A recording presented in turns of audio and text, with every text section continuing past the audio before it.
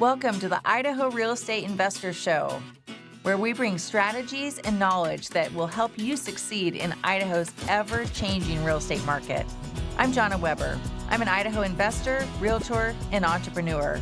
I've been successfully investing for over 2 decades and helping countless others do the same. We'll bring you real stories from successful investors, expert advice, and insights to help you build generational wealth through the power of real estate. Whether you're just getting started or well on your way, let's jump in. Welcome to the Idaho Real Estate Investor Show. Today, I am so thrilled to have my new friend, Bryan Underwood, with me. And I'm just going to share with you just a little teaser of some of the things that Bryan's been up to in his life as a real estate investor. So Bryan is the president of Responsible Real Estate, Inc. and founder of Responsible Builders. Responsible Real Estate, Inc. is a design, build, construction firm committed to facilitating family development by creating spaces that are conducive to a family's growth and well-being. Responsible Builders primarily focuses on multifamily construction in the Boise area. Prior to this, Bryan was the acquisitions manager at Castor Properties /A1 Self Storage. There, he played a key role in acquisition and entitlement of over, is this right, Bryan? 1,500,000 square feet of self-storage space. Correct. With a market value of $200 million. Correct. About right? Yep. Cool. So Bryan, it actually might be more than $200 million today. That's I'm wondering if that was a little conservative. Yeah. Bryan's an active member of the Commercial Real Estate Development Association, participates in USD's, University of San Diego, I should say, Real Estate Mentorship Program. He also serves on various boards and is involved with numerous charities, including Fellowship of Christian Athletes and the YMCA. Bryan moved to Boise a couple of years ago, hence the reason he's on the show today. And we're so glad to have him as part of our Boise Reen community and here for a visit. Welcome, Bryan. Yeah, thank you very much. With that, I'm going to put away my official bio here and let's get talking. Let's do it. It'll be good. Let's do it. So the first thing, I mentioned that you moved to Boise. Yes. Very recently, 2022? 22, August of 22. Yeah, Okay, just celebrated perfect. 2 years. It was August 19th to be exact. Yeah, it was just celebrating 2 years. And one thing that I wanted to mention for the audience, a lot of people know, but I am Idahoan, third generation. I say that a lot, but I actually lived in San Diego from birth to 16. Okay, yeah. And my dad actually, we were down there because my dad was a city planner for the city of San Diego. Oh my gosh, no way. How cool and is so that? if it would have been a different era, different generation, you probably would have gone to him working for with your father, yeah. some How kind cool of is that? approval because we'll get into what you've done in San Diego. But Oh, that's neat. Yeah.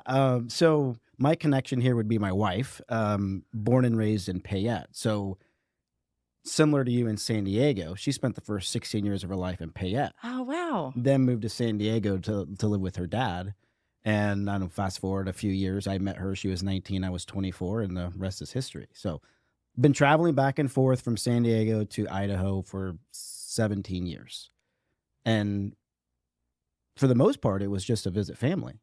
And then 2019, my sister and brother-in-law picked up and moved.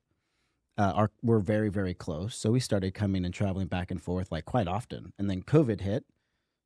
You couldn't have had like such a stark difference between how states managed COVID, right? So beaches we would, closed and all that. You couldn't even go to the beach versus you come to Idaho and you're like, is there even COVID in Idaho, right? Like it just didn't feel like that. So we found ourselves traveling back and forth quite a bit. And I think the writing was on the wall that we were going to move here. It was just a matter of when. I'm in real estate development, which is a very, very slow, long process. So I can't just pick up relationships and projects and move them to Idaho. So it was a lot of actual like internal battle about when do you just kind of rip the Band-Aid off and make the move? And ultimately it was like, let's just do it, figure it out.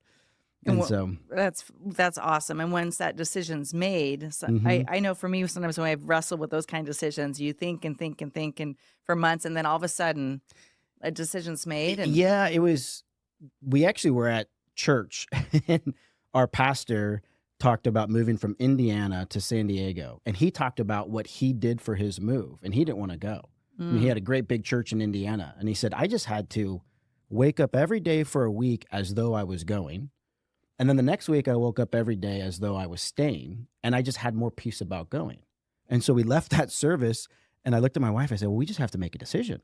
Are we going to go? Or are we going to stay? We said, we're going to go. Now, there's a lot that would have to line up for us to get here, but we made a decision. It was November of 21, and it took almost another year to move, but we did it.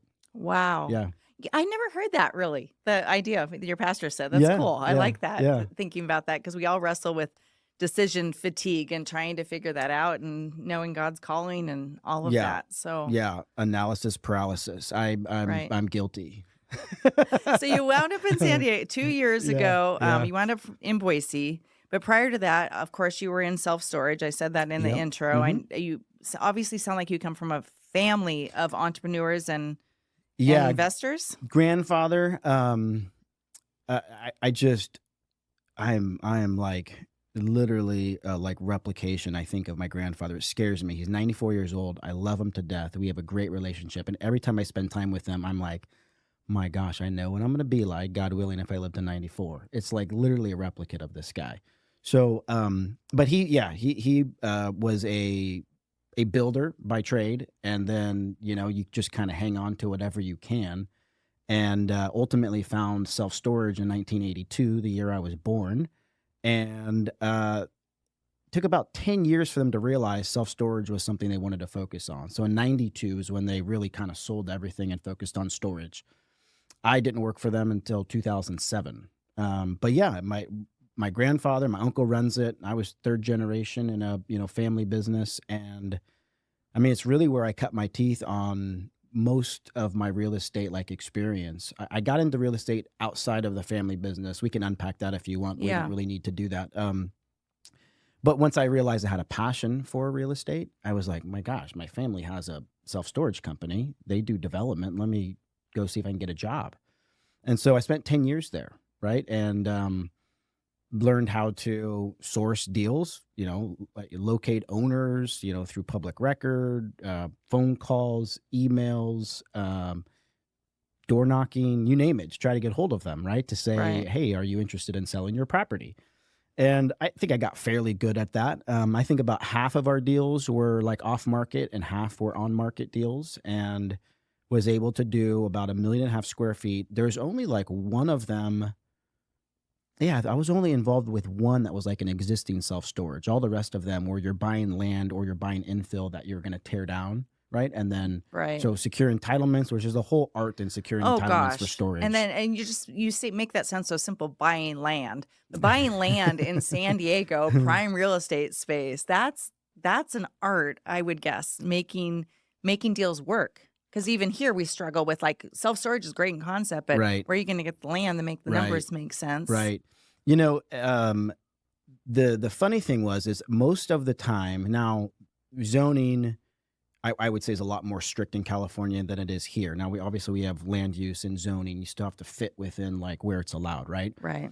But yeah, you were trying to find really that diamond in the rough where it wasn't just this big block of industrial zone land where you can put a storage anywhere. You're trying to find the one that was literally ripe for a multifamily site.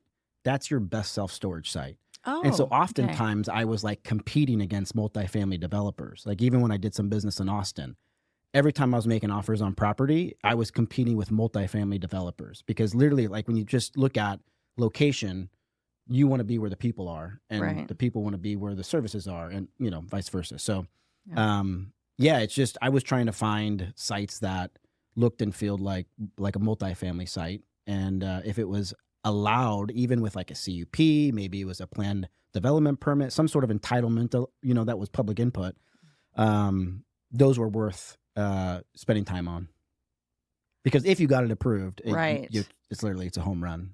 It's so crazy, this American obsession with stuff. Yeah. I don't think you're ever going to go out of business with storage units. I can't driving around here in the Yeah. Treasure Valley. They're popping There's up a lot everywhere. of there's a lot of and self-storage here. condos, There's storage condos. storage condos is great. It's actually how it's interesting they're back. And it just has to do really with financing, I think, is the most part, Mhm. which is kind of true for everything. I mean, college skyrocketed when you had government-backed loans, right? Psh, everyone goes. So financing is the oil on stuff like that. But when I first started working for the business, I did a whole business plan on storage condos because they were interested. Now, this was 2007, so things were good. And then they weren't. and then they weren't. So thank God, like really thank God we didn't get into storage condos, because everyone that was doing them at the time literally just, they didn't do so well.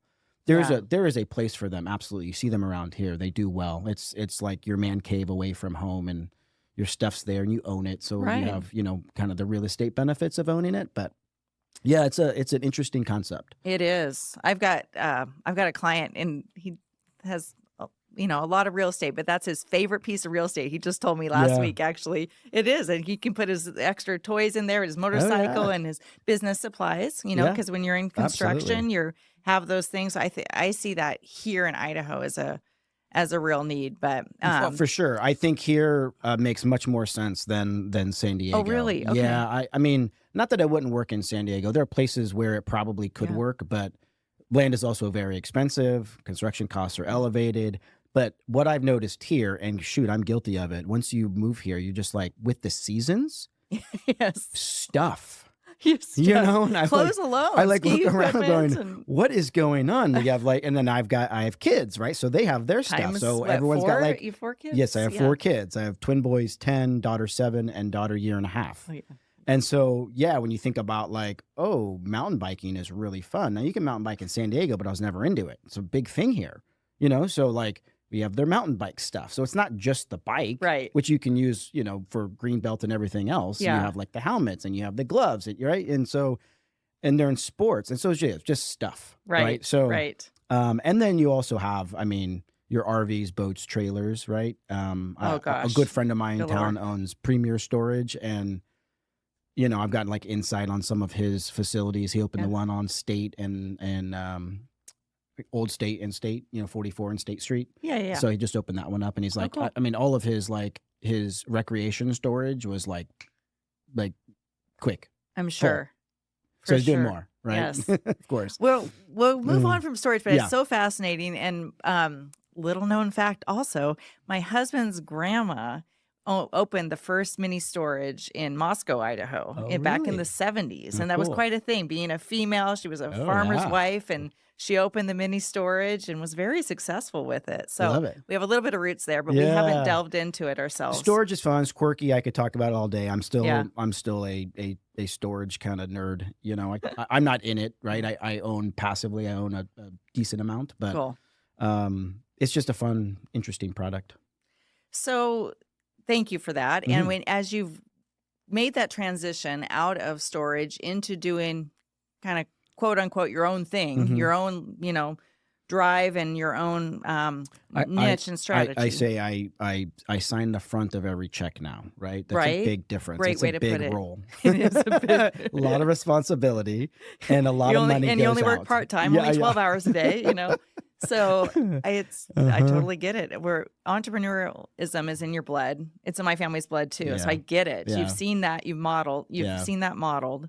So what did it take to go out from under that umbrella to you're starting to have a family, right?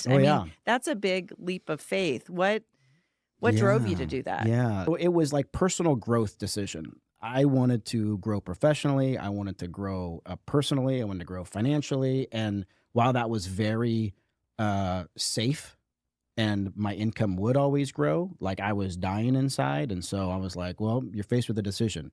Rotate out, take on a bunch of risk with unlimited potential, or you stay here with no potential and be safe for the rest of your life. And I was like, I'll take risk. So there was a very personal decision, not knocking the family. It was a wonderful time. I love everybody to death, but I was like, I want to do something different, and actually found my way into housing. It wasn't something I started out doing. I actually was going into co-working space, which again, another one of those blessings that didn't work out, because this was 2017, 18, and then COVID hit and everybody was shut down. But I spent about 1.5 years working on a model called Office Local, where I was buying assets in village, in cities. So in San Diego, we had 18 incorporated cities plus the unincorporated area. There might be 19.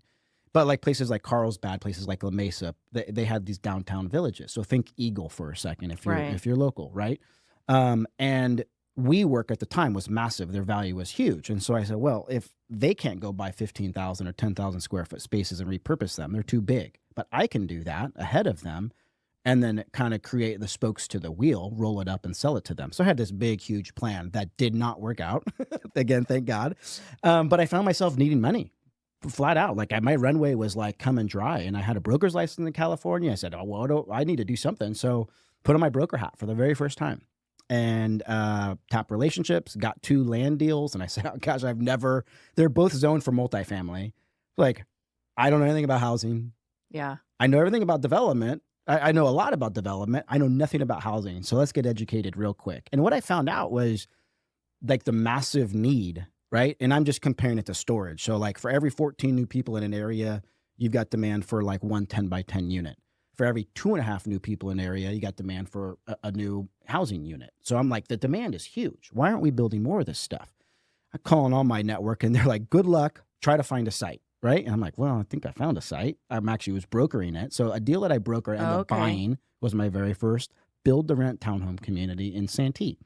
Oh, wow. Yeah. I love that. And so, Bryan, I love that you mentioned the 1.5 years that you worked on a different concept that didn't work out, but think about how much you learned from that. Undoubtedly you did. And then I love that. And I'm encouraged by that because we talk to so many investors. I've been helping investors for about 12 years. I've been in the Boise Real Estate Investor Network for a year, and I've seen people come and go that give up after a couple of months. Okay. Yeah. So you mentioned, we were talking earlier and you mentioned pivoting. Like, tell me about what it means to pivot and how that's okay. Yeah, it's fully okay to pivot. Now, I mean, part of it is a little bit of a mindset there because you can sit back all day long and count all the things you don't have, but we need to be resourceful, right? So it's sometimes you have to sit back and say, what do I have? Right. And so even though I worked on a project for 1.5 years, I mean, I had trademark for office local, I had deals under contract, I'm raising money it was just like blood, sweat, and tears, right? Wow. Like we all do for 1.5 years. And I realized this isn't going to work. If I stay the course, I'm going to lose my house. So I had to say, like, what do I have? Well, I have a broker's license. Okay, let's go be a broker. I mean, right? So just it's sometimes again, it's okay. It's just course correcting, right? You just go, I've got a plan, feel passionate about it, ask your network about it, like get feedback from it, try it. Just because it didn't work one time doesn't mean it's not going to work. But you sort of have this intuition, and it's just pivot. Say, okay, I found someone that told me about this product. I was doing something pretty similar. I learned a lot about it. It didn't work, but maybe if I pivot, pivots could be small, right? Yeah. So, sometimes it's timing too. Maybe that idea is like completely. you mentioned. COVID was around the corner. The last 2 years, flat out, has been very, very brutal. So if you are entering a market in the last 2 years for the first time, it's challenging for everybody. Right. I mean, I've pivoted many times. I mean, I've syndicated deals. I don't syndicate deals anymore. I can raise money. I'm good at it. But I realized for me, managing investors is not my sweet spot. And I'm not passionate about building a department to manage them.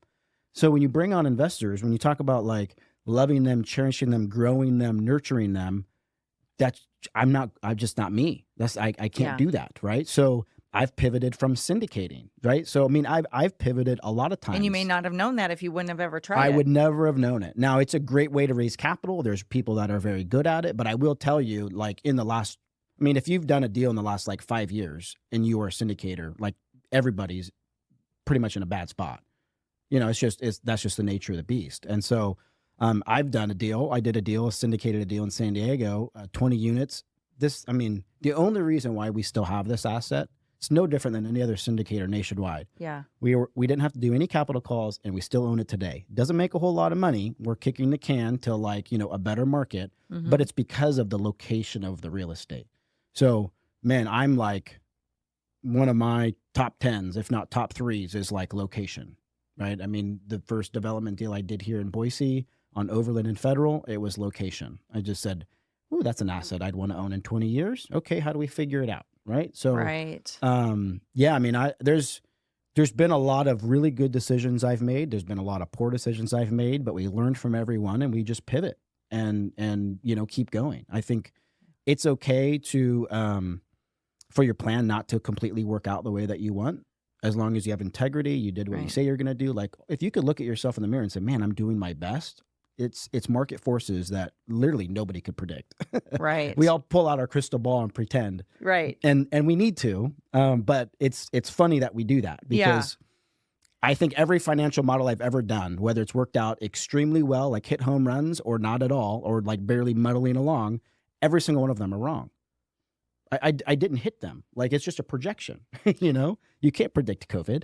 You can't predict rental rates going up 20%. You can't you just can't predict Right. any of that stuff. So And also, it's amazing the power of several. I got to get good at the baseball vernacular. yeah. But the first base, Yeah, the hits, base single hits. base hits are great. And just, you have them consistently over Yeah. a long enough period of time, it. and you wake up and you're like, oh, wow, Yeah. I set myself up pretty well. But Yeah. it's got to be that consistency in hitting those base Without a hits. doubt, because I mean, I'm in the game for long term, and real Right. estate really is a long term game. So 100%. what we've all realized over the last couple of years is everybody who thought it was a short term is wrong, right? We're all waking up going, oh my gosh, yeah, this is a long term game. So when you set up deals, you really have to look at how do I make sure I own this 5 years from now? Okay, because the first 5 years is where you could potentially get into trouble. If you own it in 5 years, you're going to own it for the rest of your life. Okay, so most of that has to do with financing, Mhm. right? Mhm. Over leveraging, variable rates, bridge loans. I'm sure people are nodding their head in the audience, like yes, Yeah. been there, done that. Yes. So when your loan payment goes from $18,000 a month to $40,000 a month, 5.25% rate or 5.5% rate to 10.25% rate, like they did over the last couple of years, that's how you get in trouble. That's where stuff And gets real. That's where it gets real. So if you could limit those situations and really set yourself up, like you have to think 20 years out. I'm just a fan of 20 years. Think 20 years out and say, how do I own this in 20 years? Because in 20 years, in the first 3, you go, oh man, I missed my mark by like $50,000 a year. We're not really making the return I thought I was. In 20 years, you're not having that conversation with yourself. Right. You're sitting there going, I can't believe how much this little asset pays me, every single year. Right. So I'm just, Yeah. it's a long-term game. And yes, it definitely is. And I can say that as someone who's had investments for 20 years. Yeah. That there were some painful moments along the way. Sure. But that you're right, very right, those 5 years. Are you a busy person ready to dive into real estate investing, but not quite sure where to start? I've got you covered. I've put together a free guide with 6 practical tips to kickstart your real estate journey. These tips are designed to help you avoid common pitfalls and set yourself up for success. Head over to boisereen.com/kickstart to download your copy today. And let's make your first steps count. So you've been up here for 2 years, and I'm going to transition because I'm really excited about what you're doing up here in the Treasure Valley. You saw something in Boise. I know that it was a family decision, lifestyle, all of that, which is great. We know what Idaho has to offer. But from a real estate investor's viewpoint, tell me about that. What do you see in Boise that is causing you to want to put down investment roots here? Yeah, I mean, I'm not alone in recognizing the desire of this place. Still very small. I mean, it'll be small for a long time. I think like the 2050 plan that I read up on a little bit ago was like you're going from 570,000 people in Ada County to like 715. I could have botched those numbers, but you're talking Yeah. you're talking about in 25 years, it's growing 150,000 people, right? It's going to stay small for a long time. Small has its benefits. It also has, I guess, when I first started coming here, there weren't a whole lot of amenities, right? I mean, especially coming from a place like San Diego, it was like foodie central. You came here and you're like, okay, is there anything open after 8 p.m.? Yeah. I No, that's guess I okay. struggled with that, right? Right. So I mean, it's getting better, and I think like more amenities and more options, whether that's clothing, whether that's food, and whatnot. I mean, when I look at cities that I want to be in, that I could live in, that I think attract people with young families that want to come in, be entrepreneurs, start businesses, and help the place grow. This is just ripe for that. So I think about this place 20 years from now, And I go, holy smokes, like I want a piece of that. I want to I mean, people might say, well, I missed the boat. No, I don't think so. I mean, I think in 20 years, we will continue to have robust growth. And I mean, if you can own, 1,000 or 2,000 units in town, over the next 20 years, I think you're in a pretty good spot. Okay, So, I'm going to stop you right now yes. because let's normalize this. What you just said. If you could own 1,000 or 2,000 units here, how did you get, because I think this is really important to unpack for the audience, Yeah. because there are people listening that are either haven't made their first investment yet, or, maybe their goal is to have 10 or 20 units. Yeah. But how did you get to a place where you normalized, oh, let's get 1,000, 2,000 units? That's like, it's no big deal. No, that's a great question. So you break it down. You say what? I mean, you have to get to this point. Right. And everyone's goals are personal, right? In my mind, I think about what we're doing with Responsible Builders, and that is our design build firm. And our first project in town we built for ourselves, and it was a small 12-unit project, but first project in town that we built for ourselves. Great. It's a beautiful, like we just got certificate of occupancy last week. I saw that, and the pictures look phenomenal. Awesome project. Team learned a ton. And so now we're saying, okay, let's go do more of that. So we are either partnering with landowners or other developers that want to bring us on and help them hire the right architect design team, help them go permit, but also the construction team is value engineering and has their pre-construction eye on the entire process. And ultimately, we're going to build it for you. And that's what we would love to do. How I normalize the 1,000 to 2,000 units, I mean, you just break it up into smaller steps. 50-unit projects to build here are great. It's not like your 10-unit, and it's also you're not really competing with institutions at like 100 to 250 and plus. And I think there's actually quite a bit of land around. So I looked at my team and I said, okay, how do we, make enough money, sleep well at night, grow our company, but we're not so stressed out that like we're just consumed with business. And I looked at, well, we could do 3 50-unit projects every single year without actually adding much to the team. It's 150 units a year, right? Right. So you kind of go, okay, if I go 150 units a year, and then you just sort of back into it, like year 7, I've got about 1,000. Well, I'm not going to be retired in 7 years. I love what I do. So I'm thinking, realistically, in 15 years, if I just plug away at 3 good projects a year, I'm there. And it's really, when you break it down, it sounds pretty simple because you're duplicating, you're repeating. You're doing the same kind of project. Absolutely. It look a little different location, but picking good locations. Yep. And rinse and repeat once you get a systemized process, right? Yeah, absolutely. I mean, we created what I call our little construction Bible from our first project here. And that's just, I mean, it literally is just a whole host of stuff. And the challenges that we faced as a team working together for the first time on my own project, right? We can eliminate about 90% of the stuff that we wrestled with, starting with a good architect who wants to participate in the process and work with you through design. Not all architects will do that. Right. There's some that just say, let me do what I do. I'm going to put together a good plan and I'm going to go through and get you a set of permit, get you a permitted set. So you did your first unit. Did you say 9 or 12? 12 unit. And then what came next after that? I own a 9-unit in town that we did a value that's where I got the 9 unit. I bought that like right when we moved into town. That was interesting. Was it existing? Existing. Oh, okay. Existing. I had again, it's okay to pivot. I had a big grandiose plan for that called Goodell's Base Camp, and it was going to be a group travel destination because it was 9 units on an acre, and I got permitted through the city to do this common area space. I mean, it's gorgeous. The vision.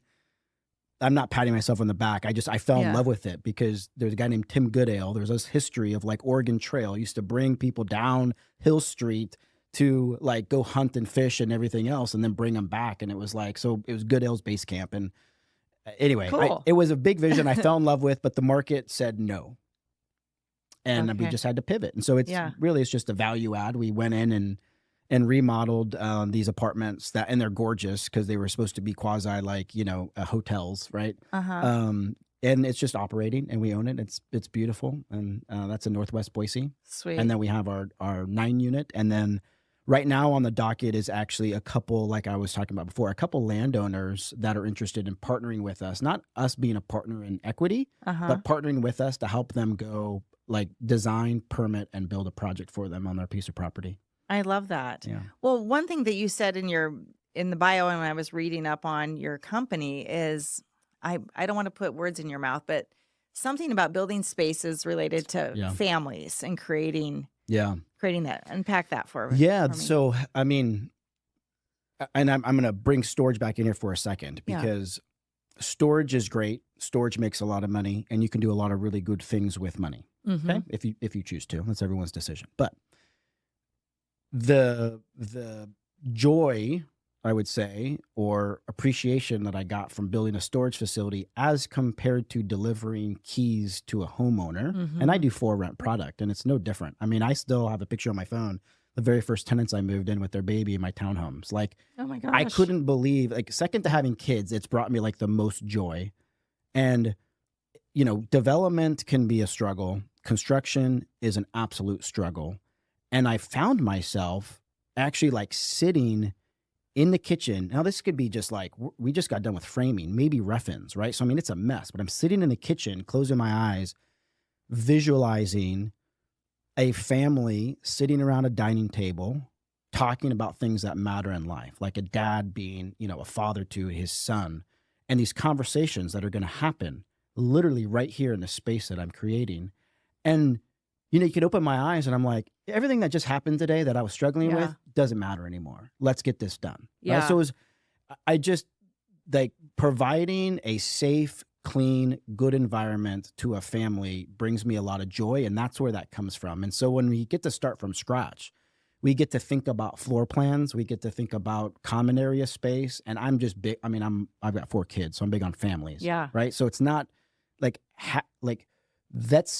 let's make a really nice home for them that they can enjoy and be proud to live in. But let's also think about like spend the money that matters the most to the tenants. And this is where this is where the architect comes in. That's important. Is we want to build a great living space, but we don't need an intricate design that tenants don't care about.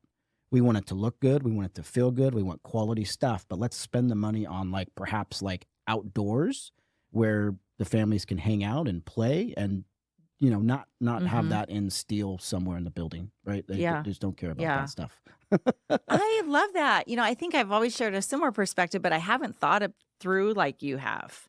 I had a client as a realtor. I helped a client with a new build. Yeah. And several years later, last year, we were able to attend his daughter's wedding in the backyard of that house that they had at the home wedding. Oh, that's cool. At the house that we had, you know, worked together on and they moved into and enjoyed for several years. And my waterworks were crazy. I bet. You know, one being a recent empty nester myself, but just the fact that they had made those memories that everyone talks about right in that space, in that backyard. And you witnessed the whole process. Yeah, from start to finish. And it's so special. And to think of that you care about that from a tenant's perspective. Right. Because that can be rare air.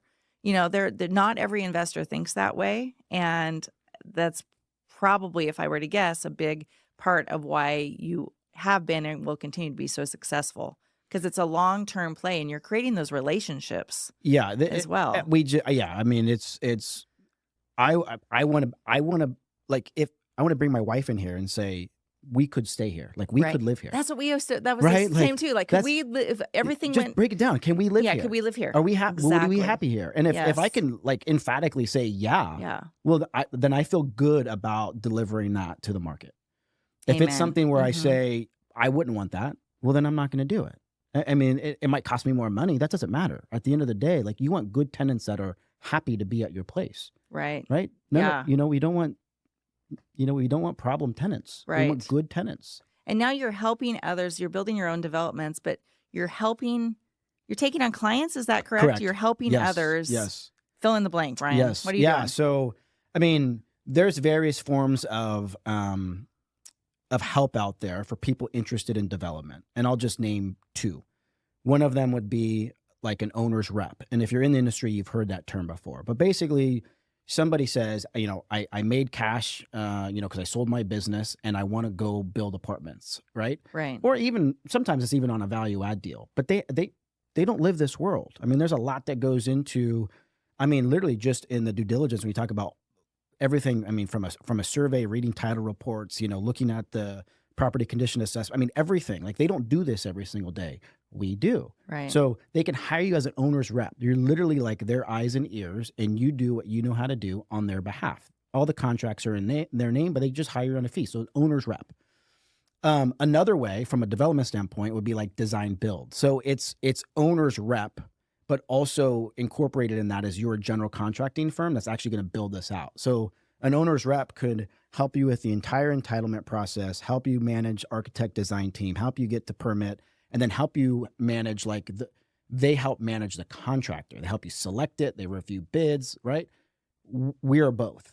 So my team is helping you do all those things, from financial underwriting, helping you support you in getting your construction loan, architect design team, managing all of that. All the contracts are in the owner's name. They make all the decisions. We just use our skill set to help you build a quality product that you're going to be happy with, that maybe you're going to own for the rest of your life, or maybe perhaps you're looking at, we just want to build this, lease it up, sell it, and exchange into something bigger. I mean, that's the owner's choice, not mine. We get to help you with what we know how to do, which is, it's no different than what I just did for myself on Overland.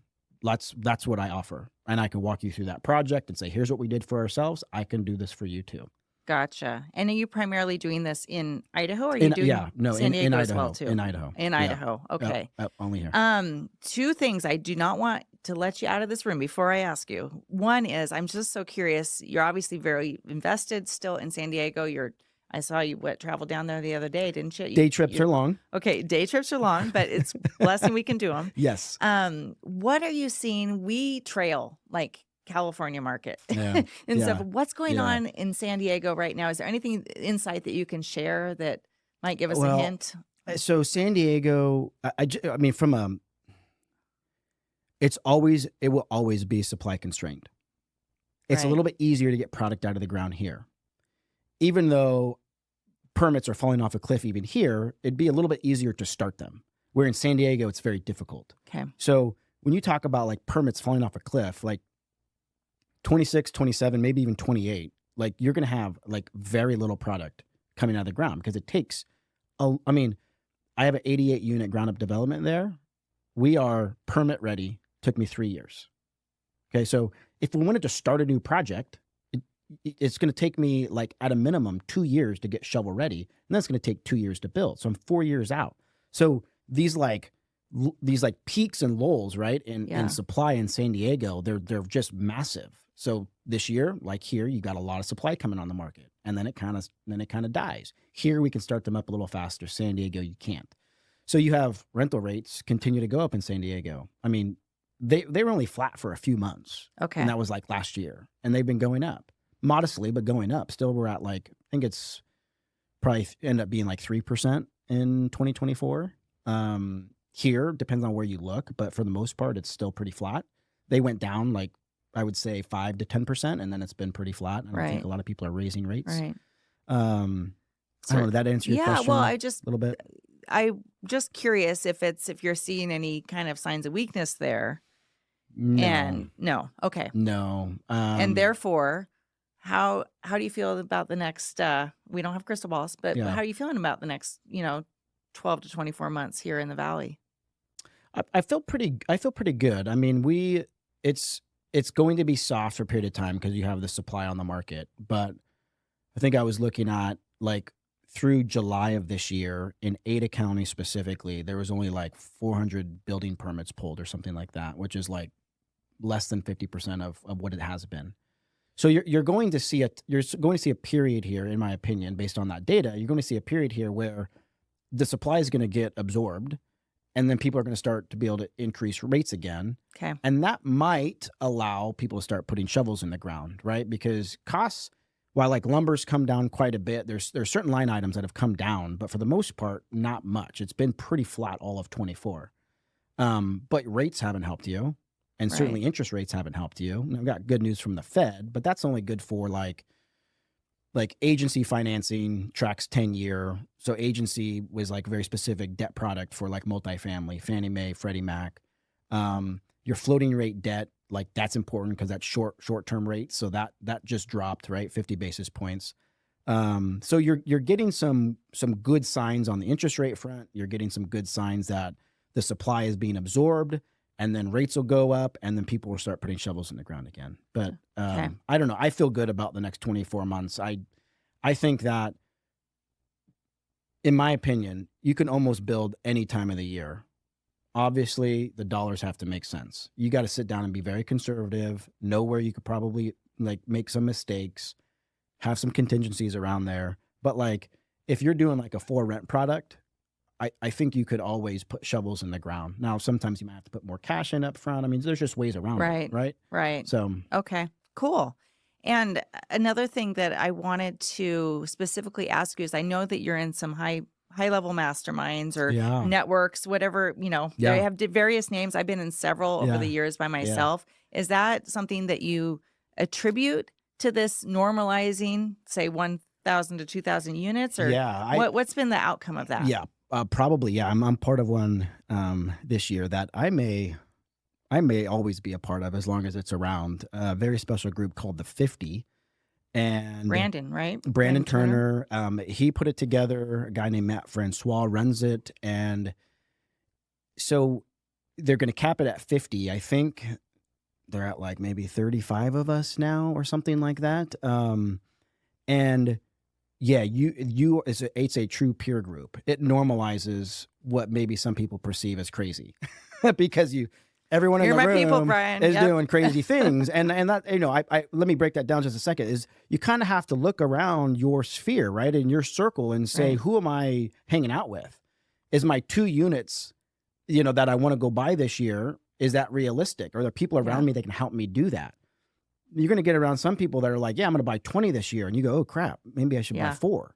Right. Right. I mean, it's influence of people you're hanging out with. And most of these guys, yeah, they've done really big things. Some of them are on their way to do big things, but all of them are wildly successful. And it's a true peer group, and it's very transparent. So that's the beauty of it. I mean, it's only as good as the people that are in the group. I'm a huge fan of the mastermind, as long as people are sharing. And that's part of the conditions of joining something like this, is like you are an open book. Right. You're not hiding anything from anybody. And so I'm learning about like luxury RV parks. I'm learning about, I mean, Brandon's raised, I think like $400 million through Instagram, like literally his whole playbook, and which I'm not syndicating. So it means nothing to me at the moment, but it's still very fascinating to learn. I mean, to even property management guys in there, like, here's my playbook. Here's all my SOPs. I mean, just a wealth of knowledge. And, yeah, I definitely think it challenges you to really go, am I thinking big enough? We spent an afternoon with Dan Martell, in Seattle at our last face-to-face, and he wrote the book, Buy Back Your Time. Great book. That was an awesome book. And one of the things that he talks about, which if you follow him, you've probably heard this before, but he often says, like, you need to know, like, your employees. You need to know what their goals and passions are. You need to know what their 5-year plan is. And if their plans are bigger than yours, then you're not thinking big enough. If you as the owner, right? Right. Like, my vision, my plan for my company has to satisfy every single one of my employees' goals and ambitions in life. And if it doesn't, I'm probably not thinking big enough, or perhaps they're not the right employee, right? I mean, there's things that maybe we're not aligned here, right? Yeah. But just understand who your employees are, and your vision better be bigger than theirs. I love it. Well, and then we bring it down to a local level. Right. We met just a few months ago. Yeah. You joined Boise Real Estate Investor Network, and thank you, by the way, for being a part of something that essentially is startup. We've been at it for a year, and we have that long-term perspective. We're going to be here. We're here to help others, whether they're just getting started in their journey or if they have, navigated the investor market here for, a dozen years or more. What would you tell people that are just looking to join something? Like, why is it important? Yeah. So I'm 1,000% convinced it's not Like every problem that you have right now can be solved by another person. Okay. So it's not, again, going back to don't count the stuff you don't have. Think about the stuff you do have. And so when you join a group like you've created, which is a very special group, you have, and I know a lot of the people in it, I've interacted with them. It is a wealth of knowledge. And I mean, I have not come across a person that's not willing to help. So it's like people are contributing. It's like you're tapping into just years of knowledge by being a part of a group, contributing, being an open book, want to learn, ask good questions. Like this group can help you get where you want to be if you treat it that way. Thank you. I appreciate that. And we're really excited and happy to have you involved with the group, Bryan. And I think there's this special dynamic that comes from having the most experienced investors in the Valley connecting with those that might be intimidating, that are looking to do their first deals, because we all started somewhere. We all started somewhere. And so I want to say this because I truly mean this. Like sometimes we put on facades and it might sound like we have all the answers. Right. I don't. We don't. We're all trying to figure it out together. That's one thing that I learned in the 50. You look around, you go, man, these guys are crazy successful. And every single one of them would be like, I'm still trying to figure it out. But that's the mindset. I'm still trying to figure it out. It's not like I've arrived. You never arrive. Right. So yeah, it's like, don't be shy. Realize people are still trying to figure it out. And you never know, like your ignorant question that you perceive as ignorant might be exactly what that person was looking for, because they're going to go, oh my gosh. Yeah, that was the piece I was looking for today. That question from this guy. And a different perspective, a totally different perspective and background. And it's phenomenal. I love it. I think this is why we have this synergy going. Yeah. I totally appreciate what you're doing. I'm excited about having you as just a key player and contributor here in the Treasure Valley and beyond, of course. But we're grateful that you landed in the Boise area. Well, I'm grateful to be here, and thank you for having me on the podcast. Oh, my pleasure. I look forward to meeting your audience too, because I will be out more. Absolutely, and I think by the time I think if the stars are aligned, this will come out on the day we have our next connection event, October 22nd. So if you're listening to this, come down and join us. We can find out everything at boisereen.com, but I know they can find you at our lunches, our connection events, and of course, we'll have your information in the show notes. Okay, awesome. Your website, again, you can say that out loud. Yeah, what's your website? ResponsibleRE. Responsible RE. I think what you said about how you're helping other investors put together their plans, I think that's phenomenal. And anyone should try to take advantage of that resource, because trying from scratch on your own, it's not a good plan when you're starting out. I won't stay on this, but I did it for my very first project. I hired someone to help me. Oh, you did? Yes. Okay, perfect. I hadn't built a house before. I'm about to build 10. Why would I try to go this like by myself, right? Yeah. So it's actually like it's a very inexpensive way for you to, look, we're all going to make mistakes. We're going to make 1,000 of them, and we're going to learn from them. But hiring someone that knows what that roadmap looks like, you won't sink the ship. We don't want to make decisions that sink ships. Right. Let's avoid that. And so we can be that resource to help you navigate a whole heck of a lot of unknowns and uncertainty, really. You can easily make your first investment totally on your own, but it may be your last investment. Could be. It could be really quickly. We want to enable people to avoid that pitfall. Yes. And this is great. Well, that's a wrap for today. Thanks for joining me here at the Idaho Real Estate Investors Show. I hope you're leaving with new insights and inspiration to help you truly grow wealth through real estate. If you enjoyed the show, do me a favor.